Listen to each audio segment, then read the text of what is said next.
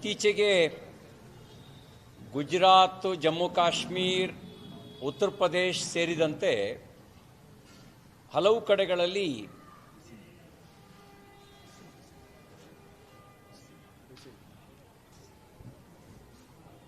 NIA, ATS ಹಲವು ಭಯೋತ್ಪಾದಕರನ್ನು ಬಂಧಿಸಿ ಅವರು ಇಡೀ ದೇಶದಲ್ಲಿ ವಿಧ್ವಂಸಕ ಕೃತ್ಯ ನಡೆಸೋದಕ್ಕೆ ಸಂಚು ನಡೆಸಿದ್ದು, ಅಪಾಯಕಾರಿ ರಿಸಿನ್ನಂಥ ವಿಷವನ್ನು ತಯಾರಿಸಿ ಸಾಮೂಹಿಕ ನರಮೇಧಕ್ಕೆ ಯೋಜನೆ ರೂಪಿಸಿದ್ದನ್ನು ಪೊಲೀಸ್ ಇಲಾಖೆ, ಅದು ATS ಇರ್ಬೋದು, NIA ಇರ್ಬೋದು, ವಿಫಲಗೊಳಿಸಿದೆ.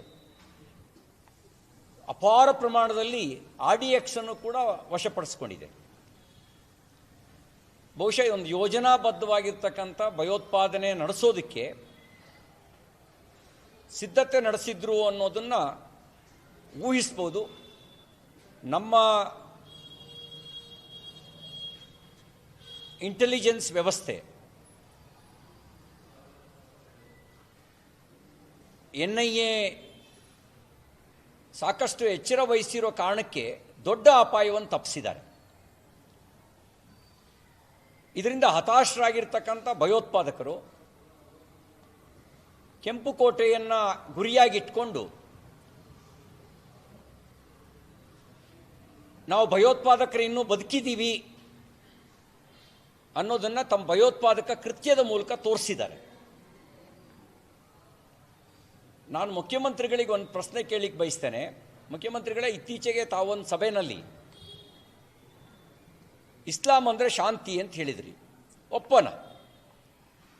ಈ ಡಾಕ್ಟರ್ ಅಹಮದ್ ಮೊಹಿಯುದ್ದೀನ್ ಸೈಯದ್ ಡಾಕ್ಟರ್, ಪ್ರಾಣ ಉಳಿಸುವ ಡಾಕ್ಟರ್ ಅಲ್ಲ, ಸಾಮೂಹಿಕ ನರಮೇಧದ ತಯಾರಿ ಮಾಡ್ತಿದ್ದಂಥ ಭಯೋತ್ಪಾದಕ ಅಹಮದ್ ಮೊಹಿಯುದ್ದೀನ್ ಸೈಯದ್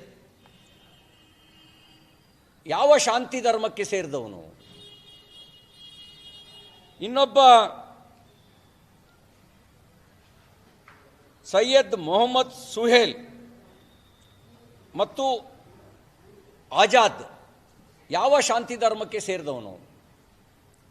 RDX ಎಲ್ಲ ಪತ್ತೆ ಆಯ್ತಲ್ಲ ದೇಶದ ಉದ್ದಗಲಕ್ಕೆ. ಯಾವ ಶಾಂತಿ ದೂತರು ಕಳಿಸ್ಕೊಟ್ಟಿದ್ದು? ಯಾವ ಶಾಂತಿ ಧರ್ಮಕ್ಕೆ ಸೇರಿದವರು?